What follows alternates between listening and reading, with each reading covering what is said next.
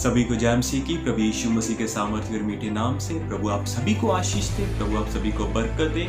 मैं आपके बीच में एक बार फिर से प्रभु के वचन के साथ आया हूं और दो विषयों के ऊपर, दो बातों के ऊपर मैं आज बात करूंगा, मिस्र और सदोम और अमोरा के ऊपर। हालेलुया।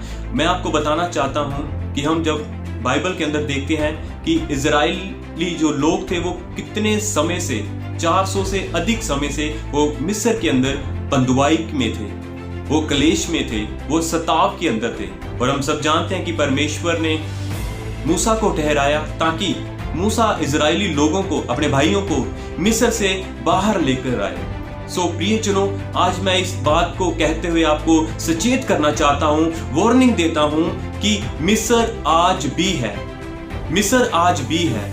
जैसे इजरायली लोग मिस्र के अंदर सताव में थे, बंधुआई में थे, और आज भी हम इस देश के अंदर, इस दुनिया के अंदर अब जब हम देखते हैं तो आज भी बहुत से ऐसे लोग हैं जो सताव में हैं, जो बंधुआई में हैं, जो कलेश में हैं, जो हर एक तरह की समस्या से घिरे हुए हैं, हर एक समस्या से, हर एक बीमारी में वो पड़े हुए हैं। तो हम सब जानते हैं कि इस संसार का जो राजा है वो कौन है। बाइबल ऐसा कहती है कि इस संसार के ऊपर अंधकार का अधिकार है। तो इसलिए मैंने बोला कि मिस्र आज भी है। प्रियजनों, मैं आपको ये वचन कहते हुए सचेत करना चाहता हूं, चौकस करना चाहता हूं कि आप चौकस रहे प्रियजनों, क्योंकि मिस्र आज भी है और बहुत ऐसे लोग हैं जो बंधुआई के अंदर हैं, जो कलेश के अंदर हैं, जो लोग, वो बहुत से ऐसे लोग हैं जो सताव में हैं, जो लोग, तो जिन लोगों ने प्रभु यीशु मसीह को अपने जीवन में उद्धारकर्ता, अपने मुक्तिदाता माना है, वो लोग तो मिस्र से बाहर आ चुके हैं। जिन लोगों ने यीशु मसीह को ये बोला है, जिन्होंने ऐसा अंगीकार किया है कि यीशु मसीह ही मेरा परमेश्वर है, यीशु मसीह ही मेरे लिए आया है, यीशु मसीह ने ही मेरे लिए अपनी जान दी है, अपना लहू यीशु मसीह ने मेरे लिए बहाया है, तो वो लोग तो ऐसे मिस्र से छूट चुके हैं। वो लोग जिन्होंने ऐसा अंगीकार किया है, जिन्होंने यीशु मसीह को अपना उद्धारकर्ता माना है, वो लोग शैतान की जंजीरों से छूट चुके हैं और एक मसीह की किश्ती के अंदर बैठ चुके हैं। प्रियजनों, जैसे हम देखते हैं कि जब इजरायली लोगों ने मूसा के अनुसार चलना शुरू हुए, तब हम देखते हैं कि इजरायली लोग जब उन्होंने मूसा का कहना माना तो वो वहां से छुड़ाए गए थे, वहां के बंधनों से, उस स्ताव से, उस कलेश से वो बाहर आ चुके थे। और इसी तरह आज के समय में जो आज का मिस्र है, अगर जिन लोगों ने प्रभु यीशु मसीह को अपने जीवन में मुक्तिदाता करके कबूल कर लिया है, तो वो लोग आज मिस्र से बाहर आ चुके हैं प्रियजनों। और वो आज शैतान के बंधन से, शैतान के जकड़न से वो आज लोग बाहर आ चुके हैं, जिन्होंने यीशु मसीह को अपने जीवन में उद्धारकर्ता मान लिया है। और वो लोग आज मसीह यीशु की किश्ती के अंदर बैठ चुके हैं। हालेलुया।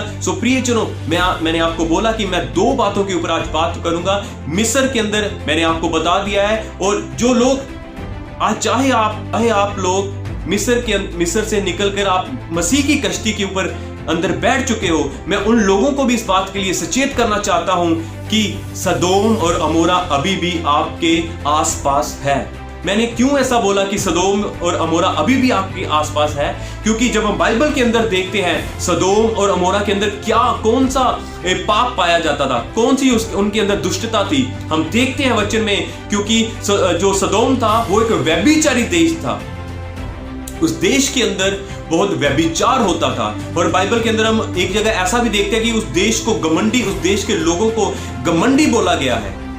व्यभिचार के बारे में जो मैंने आपको बोला कि उस देश के अंदर व्यभिचार था। जब हम जानते हैं कि जब परमेश्वर के दूत जब लूत के पास आते हैं तो लूत उनको अपने घर में लेकर जाता है।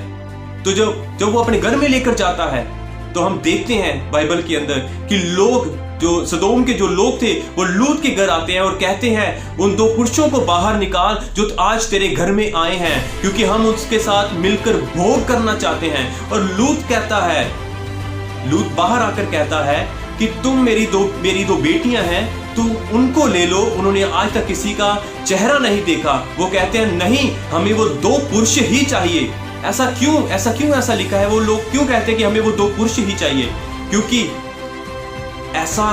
ऐसा है क्योंकि वहां पर जो पाप था, पुरुष के साथ पाप करता था, औरतों के साथ व्यभिचार करती थी, इसलिए वहां पर उस देश को व्यभिचारी देश बोला गया है। इसलिए परमेश्वर की निगाह में उसकी दुष्टता बढ़ चुकी थी। इसलिए परमेश्वर ने यह ठान लिया था कि मैं सदोम और अमोरा को खत्म कर दूंगा, नष्ट कर दूंगा। Hallelujah, hallelujah. इसलिए मैं आज आपको बोल रहा हूं कि सचेत रहें, क्योंकि ऐसे लोग आपके देश में ऐसे लोग हैं। सचेत रहें, क्योंकि आपके मोहल्ले के अंदर, आपके एरियाज में ऐसे लोग हैं, व्यभिचारी लोग हैं। मैं इसलिए आपको कह रहा हूं कि आप सचेत रहें, अब इन सब बातों से चौकस रहें। Hallelujah, hallelujah. हो सकता है कि शायद ऐसा सदोम आपके घर में भी पाया जाए। हालेलुया। इन बातों में आज जो आपको कह रहा हूं, आप सचेत रहें, क्योंकि इस देश के अंदर, इस देश के ऊपर जो अंधकार है वो भरमाने वाला अंधकार है। हालेलुया। इसलिए मैं आपको कह रहा हूं कि आप सचेत रहें। हालेलुया। प्रभु आप सभी को इस वचन के द्वारा आशीष और बरकत दे और आप हमेशा खुश रहें और प्रभु में बने रहें। सभी को मेरी तरफ से जय मसीह की।